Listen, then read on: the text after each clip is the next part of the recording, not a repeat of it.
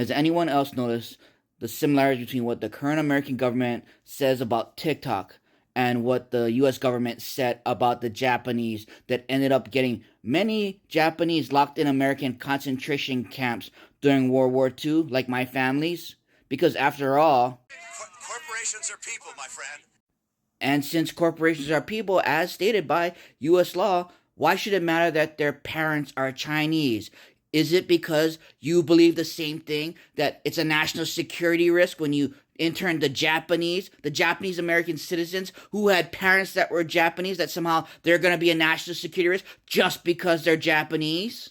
Because, as stated in the Korematsu v. U.S. decision, which is pretty much overturned, because they actually kind of state this in the Korematsu decision, which has been overturned, where they refer to as all individuals of Japanese descent as subversives and belonging to the enemy race whose racial strain is undiluted, as constituting over 120,000 potential enemies at large today because we are at war with them and so forth. Yeah, so because TikTok's parents are Chinese, now they're considered enemies even though we're not at war with them. That doesn't make any sense. And corporations are people, right? And they even noted that there has been no evidence to show that any of the Japanese who were in concentration camps were generally disloyal. Yeah, just like the same way that the US government has no proof that TikTok is doing anything with our data now.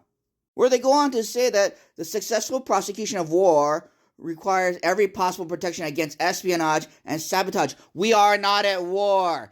America's just using Chinese as a scapegoat, unless America wants to declare war right now.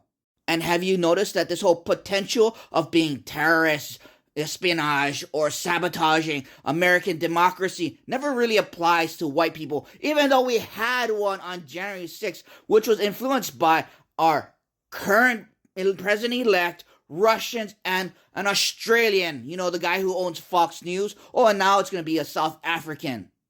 And if this ends up like the Korematsu decision, yeah, America has never learned.